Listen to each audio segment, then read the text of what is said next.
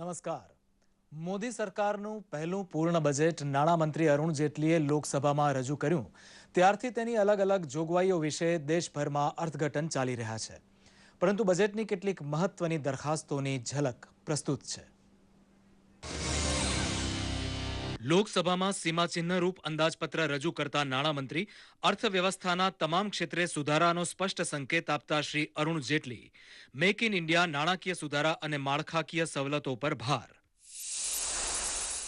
ચાલુ નાણાકીય વર્ષમાં વિકાસ દર 7.4%, જ્યારે આગામી વર્ષે 8થી 8.5% રહેવાનું અનુમાન. વ્યક્તિગત આવકવેરા દરોમાં કોઈ ફેરફાર નહીં. મેડિકલ વીમા માટે મળતું રિબેટ 15,000થી વધીને થયું 25,000. વૃદ્ધોને સારવાર માટે મળતા રિબેટમાં ₹30,000 સુધીનો વધારો. વિકલાંગ લોકો માટે ₹25,000 સુધીની આવકવેરા છૂટ. કંપનીઓ માટે ખુશીના સમાચાર. કોર્પોરેટ ટેક્સ આગામી 4 વર્ષમાં 30%થી ઘટાડીને 25% કરવાનો લક્ષ્યાંક. રેસ્ટોરન્ટમાં ભોજન, ઇન્ટરનેટ, ટેલિફોન બિલ, મનોરંજન સહિતની ઘણી સેવાઓ થઈ મોંઘી. સર્વિસ ટેક્સનો દર વધીને થયો 14%. સ્વચ્છતા માટે 2%નો વધારાનો સેસ. રેફ્રિજરેટર, એલઈડી સહિતની ઇલેક્ટ્રોનિક્સ વસ્તુઓ થશે સસ્તી. સેન્ટ્રલ એક્સાઇઝના નવા દરો થશે 12.5%.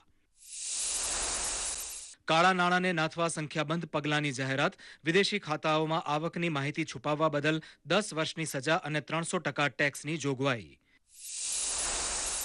સ્થાનિક કક્ષાએ કાળા નાણાંને નાથવા બેનામી લેણદેણ વિધેયક લવાશે. કરચોરીના કાયદાઓ થશે વધુ કડક. સંસદના ચાલુ સત્રમાં જ લવાશે વિધેયક. તમામ ભારતીયો માટે સાર્વત્રિક સામાજિક સલામતી વ્યવસ્થા. પ્રધાનમંત્રી સુરક્ષા વીમા યોજના. વાર્ષિક ₹12 પ્રીમિયમ સાથેનો ₹2 લાખ અકસ્માત વીમો. સામાજિક સુરક્ષા માટે અટલ પેન્શન યોજનાનો પ્રસ્તાવ. તમે ₹1,000 આપો, સરકાર પણ તમારા ખાતામાં એટલા જ આપશે અને તમે 60 વર્ષ બાદ મેળવી શકશો પેન્શન. કૃષિ ક્ષેત્રે વિપુલ સુધારાઓ. વચેટિયાઓની પ્રથા નાબૂદ કરવા અને ખેડૂતોને કૃષિ ઉત્પાદનનું વધુ સારું વળતર મળે એ માટે રાષ્ટ્રીય કક્ષાના કૃષિ બજારનો પ્રસ્તાવ. બજેટમાં કૃષિ ક્ષેત્ર પર વિશેષ ભાર. ખેડૂતોને 8.5 લાખ કરોડનું ખેત ધિરાણ. 1 લાખ કિલોમીટરના નવા માર્ગ બનાવવાનો પ્રસ્તાવ. ભારતને ઉત્પાદનનું હબ બનાવાશે. પૂર્વોત્તર વિસ્તારો પર વિશેષ ભાર. 1 એપ્રિલ 2016થી જીએસટીનો અમલ. પરોક્ષ કરવેરામાં સૌથી મોટો સુધારો કેવી રીતે કરાશે એની કોઈ નક્કર જાહેરાત નહીં.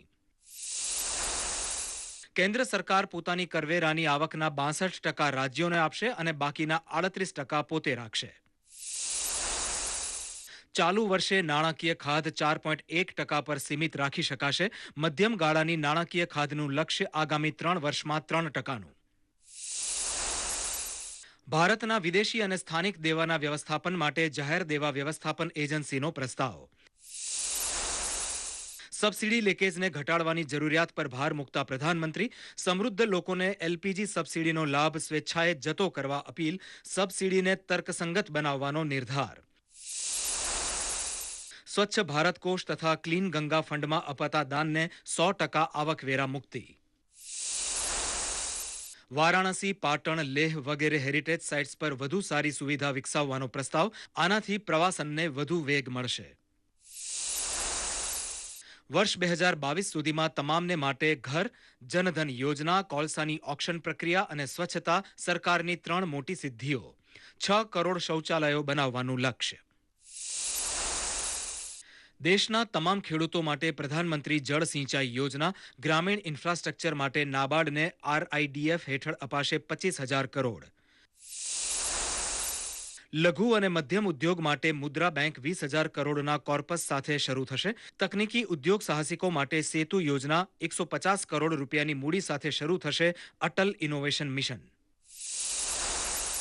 બેન્કિંગ સેવા માટે ટપાલ વિભાગનો ઉપયોગ કરાશે.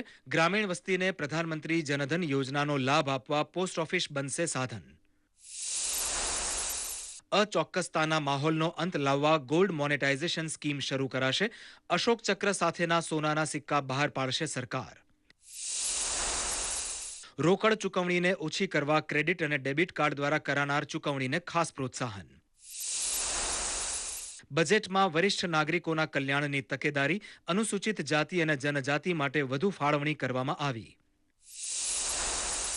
પારસી પર ખાસ ધ્યાન આપતા લઘુમતી સમુદાયના યુવાનો માટે નઈ મંઝિલ યોજનાની શરૂઆત કરતા 3,728 કરોડની ફાળવણી કરવામાં આવી. અચ્છે દિનના આગમનની છડી પુકારતી અનેક દરખાસ્તોથી ભરપૂર સામાન્ય અંદાજપત્ર 2015-16માં અર્થતંત્રની વર્તમાન અને ભાવિ દિશા સચોટ રીતે રજૂ થઈ છે. અર્થતંત્રના એક્સરે જેવો રિપોર્ટ પ્રસ્તુત છે. નાણામંત્રી શ્રી જેટલીએ કેટલાક મહત્વના શ્રેણીબદ્ધ પગલાં સૂચવ્યા છે જે આગામી વર્ષોમાં વિકાસને વેગ આપશે. બજેટમાં ભલે વાહવાહ થાય તેવા પોપ્યુલર પગલાં દેખાતા ન હોય, પરંતુ સમતોલ વિકાસના લક્ષ્યને ધ્યાનમાં રખાયેલ છે. સબસિડી લીકેજ પર કાપ આવે તેવા અને મૂડીરોકાણ તથા મેક ઇન ઇન્ડિયા તરફ નક્કર કદમ સૂચવવામાં આવ્યા છે. સરકારને મજબૂત આશા છે કે 8 થી 8.5% વિકાસ દર આગામી નાણાકીય વર્ષમાં હાંસલ કરી શકાશે. ફુગાવો ઘટ્યો છે અને આ વર્ષના અંતે વધુ ઘટીને 5%ના સ્તરે જશે તેવી પણ આશા વ્યક્ત કરી છે. कुछ तो फूल खिलाए हमने और कुछ फूल खिलाने हैं. मुश्किल ये है बाग में अब तक कांटे कई पुराने हैं. My proposals therefore lay down the roadmap for accelerating growth, enhancing investment, and passing on the benefit of growth process to the common man, woman, youth, and child, those whose quality of life needs to be improved. This is the path we will doggedly and relentlessly pursue. As the Prime Minister has often said, we are a round-the-clock, round-the-year government. બીજું મહત્વનું પાસું રાજ્યોને મળતી સહાયનું છે, જે હવે કેન્દ્રીય વેરાની કુલ આવકના 62% જેટલી મળશે. જો કે આને લીધે કેન્દ્ર સરકારે તંગ આર્થિક સ્થિતિનો સામનો કરવો પડશે. અલબત્ત જેટલી સાહેબે આને એક પડકાર ગણીને ઉપાડી લેવાનું નક્કી કર્યું છે. વર્તમાન નાણાકીય વર્ષમાં જીડીપી 4.1% અને તે પછી નજીકના ગાળામાં 3% થવાની ધારણા છે. The total additional public investment over and above the RE is planned at rupees 1.25 lakh crores, of which rupees 70,000 crore would be the capital expenditure from the budgetary outlays. We have to take into account the drastically reduced fiscal space, uncertainties in the implementation of the GST will create, and the likely burden of the report of the 7th Pay Commission. સરકારે infrastructure ક્ષેત્રે પૂરતું રોકાણ થાય તેનું ધ્યાન રાખવું પડશે તો વિકાસને આગળ વધારવાનું અને રોજગારીની તકો વધારવાનું શક્ય બનશે. આ માટે 70,000 કરોડ રૂપિયાની ફાળવણી કરીને સરકારે પહેલ કરી છે. તે સારી નિશાની છે, જેથી અન્ય ક્ષેત્રોને તેની પ્રેરણા મળે. Firstly, agricultural incomes are under stress. Our second challenge is increasing investment in infrastructure. With private investment in infrastructure via public-private partnership model still weak, public investment needs to step in to catalyze investment. Our third challenge is that manufacturing has declined from 18% to 17% of GDP, and as per the new GDP data, the manufacturing exports have remained stagnant at about 10% of the GDP. The Make in India program is aimed at making this challenge, thus of creating jobs. દેશમાં વાહન વ્યવહારની સરળતા વધારવા 1 લાખ કિલોમીટરના નવા માર્ગો બાંધવાની જાહેરાત કરાઈ છે. ભારતને ઉત્પાદન માટેનું હબ બનાવવાની નેમ છે. વળી પૂર્વ તથા ઉત્તરના વિસ્તારો ઉપર ખાસ ધ્યાન કેન્દ્રિત કરવામાં આવનાર છે. પબ્લિક ડેટ મેનેજમેન્ટ માટે સ્પેશિયલ એજન્સી સ્થાપવાની જાહેરાત આવકારદાયક છે. ખાસ કરીને દેશના સ્થાનિક દેવા તથા વિદેશી દેવાને નિયંત્રિત કરવાની દ્રષ્ટિએ આ બાબત આવકાર્ય છે. દૂરદર્શન સમાચાર, અમદાવાદ. વિદેશમાં સંતાડેલું કાળું નાણું ભારત પાછું લાવવા માટે મોદી સરકારે સૌથી નિર્ણાયક પગલાં બજેટમાં રજૂ કર્યા છે. કાળા નાણાંની સાથોસાથ બેનામી સોદાઓનું વિષચક્ર તોડવા માટે શ્રી જેટલીએ રજૂ કરેલી રૂપરેખાની વાત પ્રસ્તુત છે.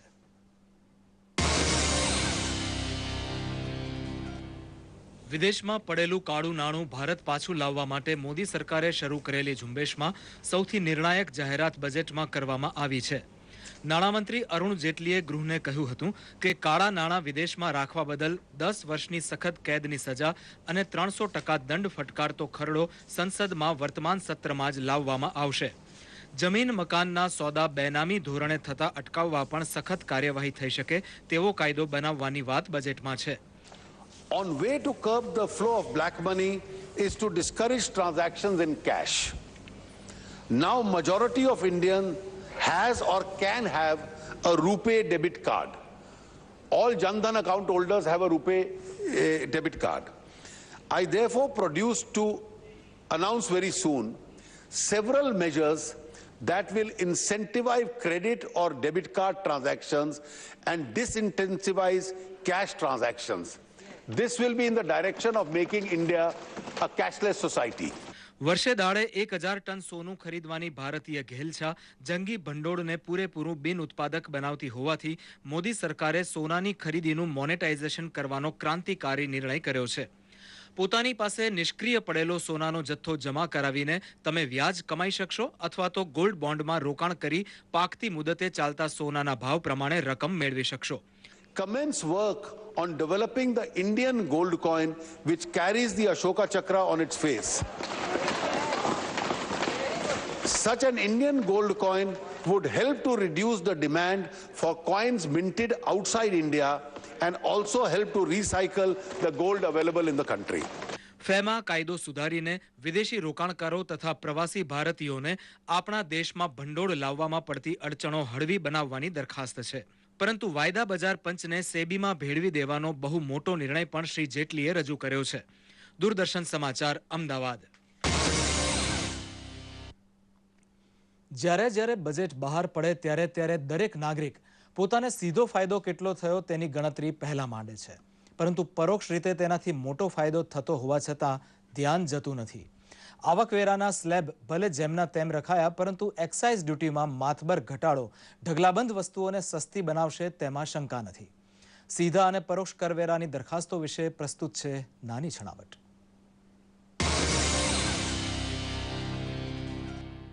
નાણામંત્રીએ વ્યક્તિગત આવકવેરા મુક્તિ મર્યાદામાં કોઈ ફેરફાર કર્યો નથી. પગારદાર વર્ગને માત્ર ટ્રાવેલ અલાઉન્સમાં ફાયદો થશે. એમણે 1 કરોડ રૂપિયાથી વધુની વાર્ષિક આવક ધરાવનારાઓ માટેના સુપર રીચ ટેક્સને નાબૂદ કરી 2% સરચાર્જ નાખ્યો છે. An individual taxpayer can now get a benefit up to rupees 4,44,200 as detailed in the annexure. As and when my fiscal capacity improves, individual taxpayers will have a lot to look forward to. નાણામંત્રીએ સંપત્તિ કર તથા direct tax code બિલને પડતા મૂક્યા છે. આરોગ્ય વીમા માટે મળતી રાહત રૂપિયા 15,000થી વધારીને 25,000ની કરી છે. વૃદ્ધોને સારવાર માટે મળતા રિબેટમાં રૂપિયા 50,000 સુધીનો વધારો કરાયો છે, તો વિકલાંગોને રૂપિયા 25,000 સુધીની આવકવેરા છૂટની જાહેરાત કરાઈ છે.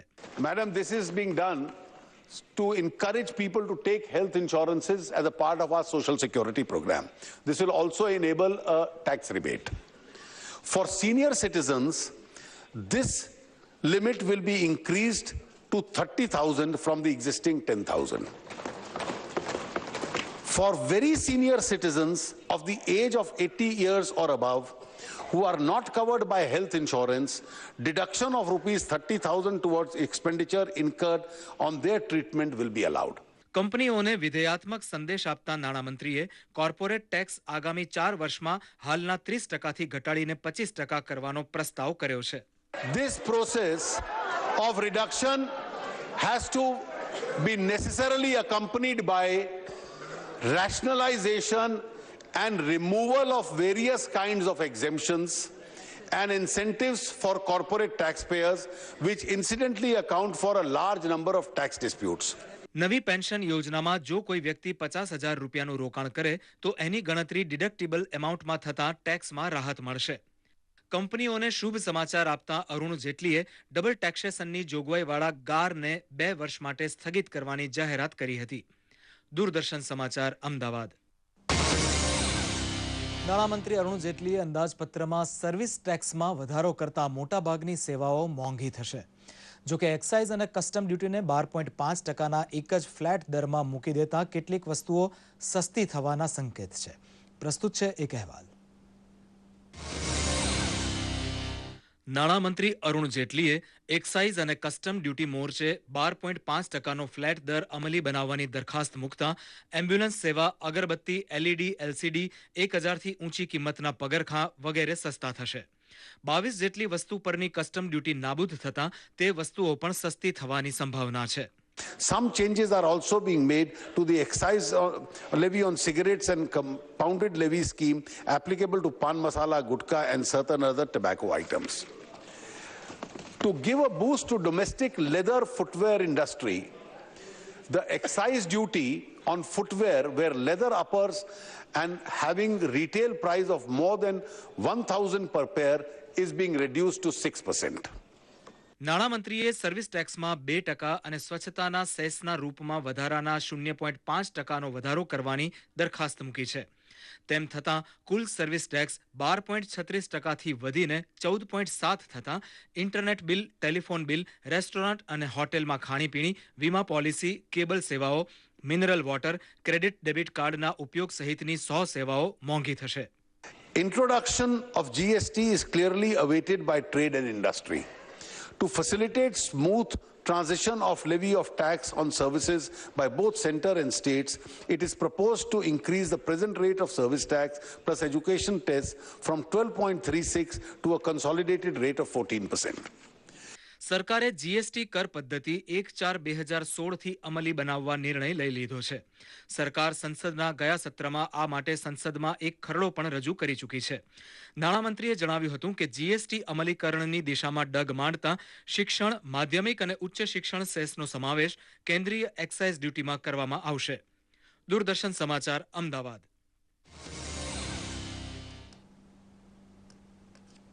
સામાજિક ક્ષેત્રે નાણામંત્રીએ ઘણા સુધારાવાદી પગલાં લીધા છે. લોકોની આરોગ્ય સુખાકારી માટે 5 નવી એમ્સની સ્થાપના, મહિલા સુરક્ષા માટે નિર્ભયા ફંડમાં વધુ ફાળવણી સહિતની જોગવાઈઓની જાહેરાત નાણામંત્રીએ કરી હતી.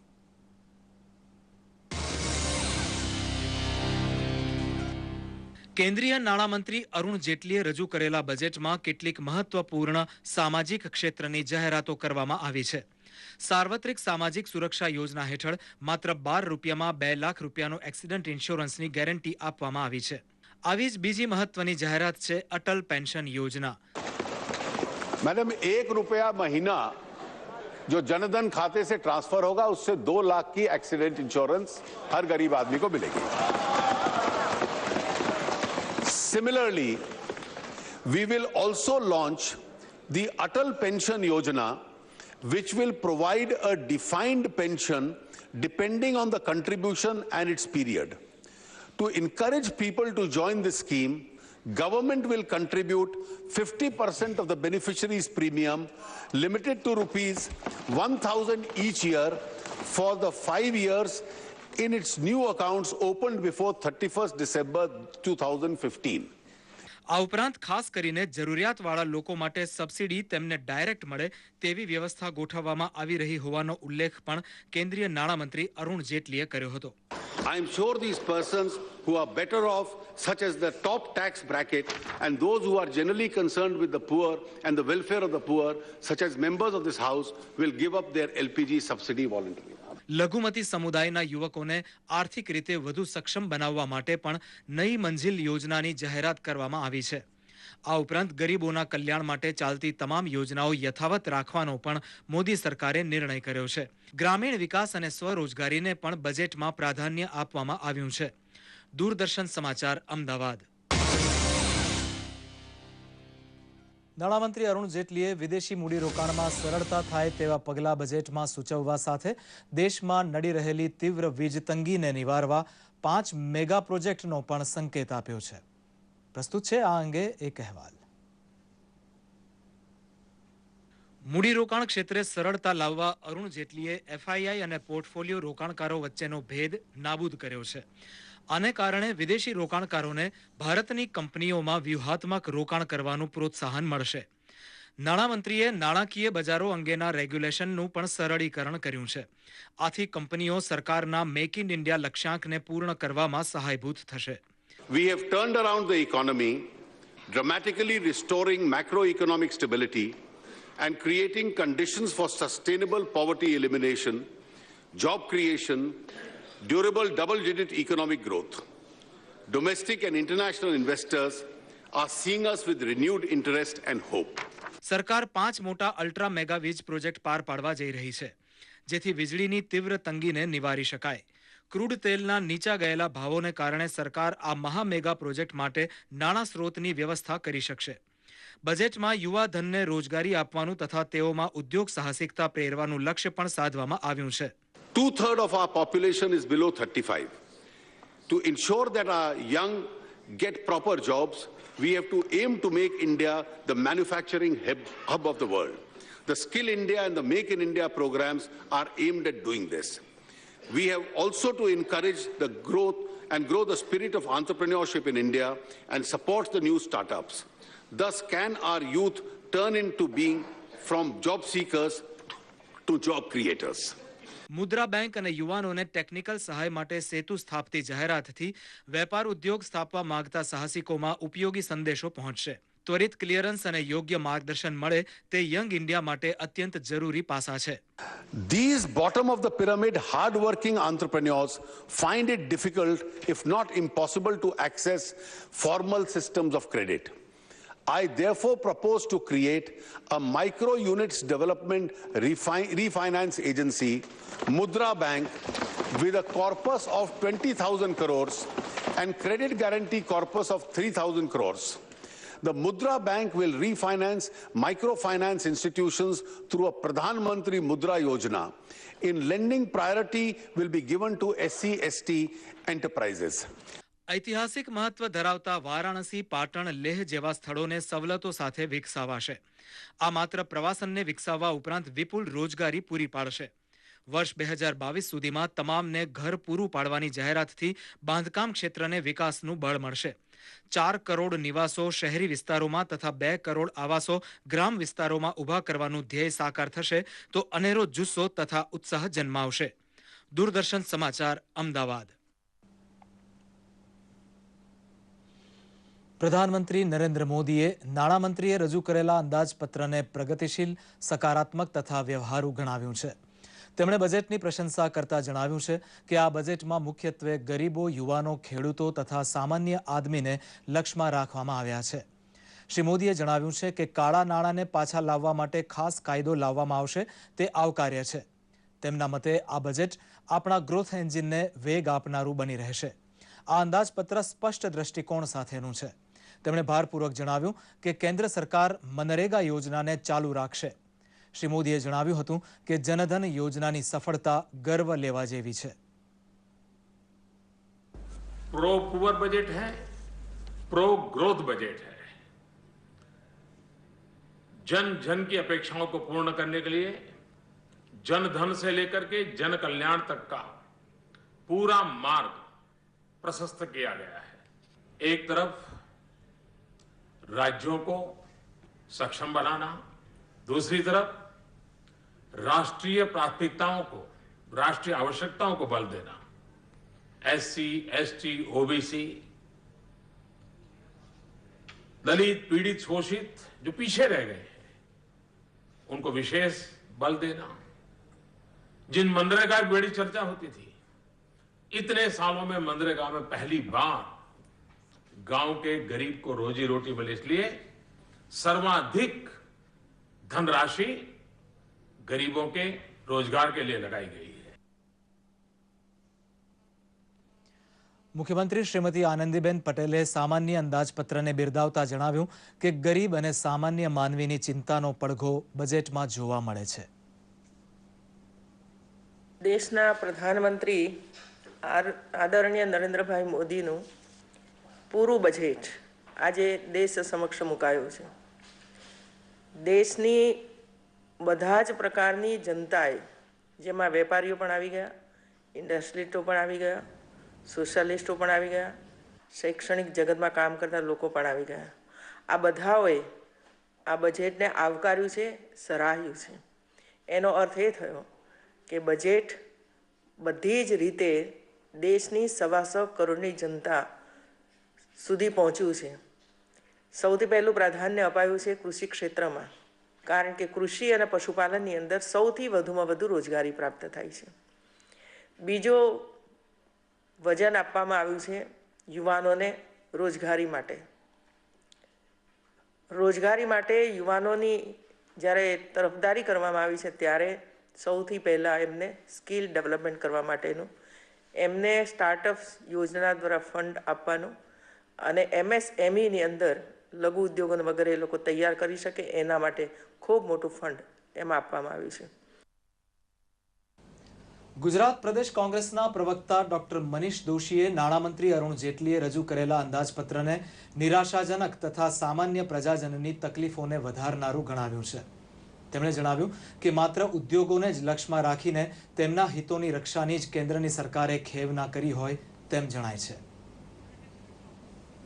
કેન્દ્રની સરકારે અચ્છે દિનના વાયદા કરીને બહુમતી મેળવી, લોકોની ભાવના ઉપસાવી અને જ્યારે આજે બજેટ ભારત સરકારે રજૂ કર્યું, આ બજેટ સામાન્ય મધ્યમ વર્ગ, મહિલા, ખેડૂત, યુવાનો અને કર્મચારી તમામ ક્ષેત્રના લોકો માટે નિરાશાજનક છે. જેમાં મધ્યમ વર્ગ ખાસ છે, એ મધ્યમ વર્ગને ટેક્સમાં કોઈ રાહત આપવામાં નથી આવી. સ્કિલ ડેવલપમેન્ટની વાતો તો બહુ કરી, પણ સ્કિલ ડેવલપમેન્ટ માટે કોઈ યોજના નથી મૂકવામાં આવી. બજેટના વિવિધ પાસાઓ અંગે ચર્ચા કરવા આપણી સાથે સ્ટુડિયોમાં ઉપસ્થિત છે ચાર્ટર્ડ એકાઉન્ટન્ટ અને ફાઇનાન્શિયલ એડવાઇઝર કેતન ભટ્ટ. કેતનભાઈ, સ્ટુડિયોમાં આપનું સ્વાગત છે. કેતનભાઈ, આપણો દેશ કૃષિ પ્રધાન છે, તેથી સ્વાભાવિક રીતે જ સૌનું ધ્યાન હોય કે કૃષિલક્ષી એવા કયા પગલાઓની જાહેરાત કરી છે અને એ જ રીતે રોજગારીના ક્ષેત્રને રોજગારીને વધુ ઉત્તેજન મળે તેવા કયા પગલાં, કેવી જાહેરાતો આજના બજેટમાં જોવા મળે છે? આપણો જે દેશ છે એને સામાન્ય રીતે આપણે કૃષિ પ્રધાન દેશ તરીકે આપણો દેશ જાણીતો છે, પરંતુ છેલ્લા ઘણા વર્ષોથી જે રીતે વરસાદ ઉપર આપણે જે અવલંબન આપણું છે, વરસાદ ઘટતો જાય છે, તો જે કૃષિ છે એની અંદર પણ આપણે વિકાસ સાધી નથી શક્યા. કૃષિનું પ્રદાન પણ જે GDPમાં હોવું જોઈએ એના કરતાં ઘણું ઓછું છે. આ બજેટની અંદર જુદી જુદી પ્રવૃત્તિઓ કરવા માટે 25,000થી માંડી અને 40,000, 45,000 સુધીનું નાબાર્ડ જેવી સંસ્થાને પણ અને લાંબા ગાળાનું ધિરાણ કરવા માટે પણ લગભગ 20,000 કરોડ રૂપિયા સુધીનું એની અંદર જોગવાઈ કરવામાં આવી છે. આમ જોવા જઈએ તો કૃષિ સેક્ટર માટે ટોટલી લગભગ 8,40,000 કરોડ રૂપિયાનું પ્રોવિઝન કરવામાં આવ્યું છે.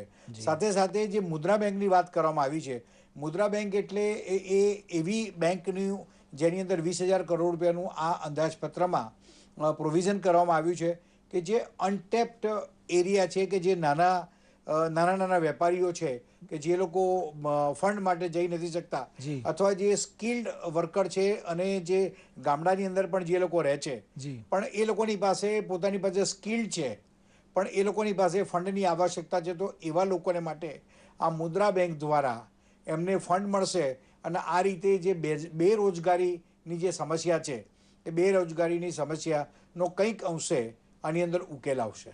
જી કેતનભાઈ, આજના બજેટમાં એક નોંધપાત્ર વાત જોવા મળી, એ છે ગોલ્ડ સ્કીમની વાત.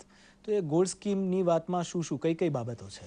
ગોલ્ડ સ્કીમની જો વાત કરીએ તો આ દેશની અંદર આપણા જે લોકો છે એ લોકોને બેઝિકલી ચાઇનાની કોમ્પિટિશનમાં આપણે હોઈએ એવું લાગે છે, કારણ કે સોનું આ દેશમાં આજની તારીખે લગભગ 20,000 ટન સોનું જે છે એ આ દેશની અંદર છે અને જેને આમ જોવા જઈએ તો એ અનપ્રોડક્ટિવ છે. તો અનપ્રોડક્ટિવને આ બજેટની અંદર પ્રથમ વખત એને મોનિટરાઇઝ એટલે કે તમને એની કિંમત બતાવી છે કે આની ઉપર પણ તમે આવક કરી શકો છો. આના 3 પાસા છે આ ગોલ્ડ સ્કીમના. એમાંની એક છે કે તમારી પાસે જે સોનું છે એ સોનું તમે બેંકને આપો તો બેંક વિલ કેપ ધેટ અને તમને એની પર અમુક તમને એનું વ્યાજ મળશે. જ્યારે 2 વર્ષ કે 5 વર્ષ પછી જે ગવર્મેન્ટ સ્કીમ ડિક્લેર કરે તો એ મુજબ તમે જ્યારે પાછા લેવા જાઓ તો એની પર તમને વ્યાજ મળશે. બીજી વસ્તુ જે છે એ ગોલ્ડ બોન્ડ છે, એટલે તમારી પાસે રો ફોર્મમાં, લગડી ફોર્મમાં કે એવા ફોર્મની અંદર તમારી પાસે સોનું હોય, તમે બેંકમાં એને ડિપોઝિટ કરો અને બેંકમાં ડિપોઝિટ કર્યા પછી એને એ સોનું એટલે તમને જે સર્ટિફિકેટ મળશે અને જ્યારે 2 વર્ષ કે 5 વર્ષ પછી તમે જ્યારે એને લેવા માટે જાઓ ત્યારે તમે જે સોનું જે દિવસે આપ્યું એ દિવસે સોનાનો ભાવ અને જે દિવસે તમે પાછું જ્યારે રિટર્ન કરવા જશો ત્યારે બોન્ડ, ત્યારે જે કિંમત હશે એ બે વચ્ચેનો જે તફાવત હશે એટલું તમને એની ઇન્કમ થશે. અને ત્રીજી વસ્તુ કે આપણે લગ્ન પ્રસંગ કે અથવા એવા કોઈ પણ સામાજિક પ્રસંગોમાં અત્યારે હવે એવું છે કે લોકો સોનાના સિક્કા ને એવું બધું આપતા હોય છે. નોર્મલી આ સિક્કા જે પરદેશથી આયાત થતા હોય છે. તો આ સ્કીમની અંદર એવું કહેવામાં આવ્યું છે કે આપણે હવે આપણા દેશની અંદર જ આ સોનાના સિક્કાનું ઉત્પાદન કરીશું અને એ તમે એને વેચી શકશો અને સાથે સાથે એની ઉપર માત્ર અશોક ચક્રનો જે સિમ્બોલ હશે. અને આનો બીજો ફાયદો એવો છે કે જેવી રીતે આ જેમ જેમ જૂનું થતું જશે સિક્કો તો એની એન્ટિક વેલ્યુ તરીકે પણ એનું એપ્રિસિએશન થશે. આપણા અર્થતંત્ર માટે એક સૌથી મોટો પડકાર હોય તો એ છે કાળું નાણું. તો આજના બજેટમાં એવી જાહેરાતો છે કાળા નાણાંને નાથવા માટેના કંઈક કાયદો લાવવામાં આવશે. એ ઉપરાંત પણ કેટલીક જાહેરાતો થઈ છે જે કદાચ કાળા નાણાંની જે આ દૂષણ છે એની સામે લડવામાં આપણને મદદરૂપ થશે. એના વિશે આપનું શું માનવું છે? ધર્મેશભાઈ, એવું છે કે જે કાળું નાણું જે છે એ આજે તમે જોવા જાઓ તો દુનિયાના બધા જ દેશોની અંદર આ પ્રોબ્લેમ છે જ. કાળું નાણું આપણે ગણવા જઈએ તો કાળું નાણું બે રીતે ગણી શકાય. એક આ દેશમાં જે જનરેટ થાય છે જી, એટલે મીન્સ કે આપણે સમજીએ કે જે રિયલ એસ્ટેટ સેક્ટર ને આ બધા જે છે જેની અંદર જે કાળું નાણું જે જનરેટ થાય છે તો એને નાથવા માટે આ બજેટની અંદર એટલે આ જે સેશન છે એની અંદર જે લોકો કાયદો લાવવાના છે. બીજી વસ્તુ સારી વસ્તુ એ કરી છે કે લોકો જે બે નંબરના પૈસા અથવા જેને આપણે કાચા પૈસા કહીએ અથવા રોકડા પૈસા એનાથી જે વ્યવહારો કરે છે તો એની અંદર હવે આ બજેટની અંદર સૂચવવામાં આવ્યું છે કે 1 લાખથી ઉપરની તમે જો કોઈ પણ ખરીદી કરશો તો તમારે પેન નંબર તમારો આપવાનો છે. સાથે સાથે જે પરદેશમાં કાળું નાણું કે જે મોટાભાગે સ્વિટ્ઝરલેન્ડમાં અને બીજા જે ટેક્સ હેવન કન્ટ્રીઝમાં પડેલું છે તો ત્યાંથી તમારે લાવવા માટે તમારી પાસે ધીસ ઇઝ એન ઓપોર્ચ્યુનિટી કે તમે એને લઈ આવો. અને જો તમે એને લઈ આવશો તો તમારે એની પર મેક્ઝિમમ પેનલ્ટી જે ભરવાની આવશે એ 300%ની પેનલ્ટી છે. અને જો તમે એ ના લાયા તો તમે સમજી લો કે તમને પછી જે સેટલમેન્ટ કમિશન કે એવી કોઈ પણ સ્કીમ હશે એમાં તમે જઈ નહીં શકો અને 10 વર્ષ સુધીની તમને રિગરસ જેલની સજા થશે એવું આ કાયદામાં પ્રોવિઝન કરવામાં આવ્યું છે. જી કેતનભાઈ, સ્ટુડિયોમાં આવીને ચર્ચામાં ભાગ લેવા બદલ આપનો ખૂબ ખૂબ આભાર. દર્શક મિત્રો, આજે વધુ એક વખત પેટ્રોલ તથા ડીઝલના ભાવમાં નોંધપાત્ર વધારો કરવામાં આવ્યો છે. પેટ્રોલના ભાવમાં લીટરે ₹3.18 તથા ડીઝલમાં ₹3.09 વધારો જાહેર કરાયો છે.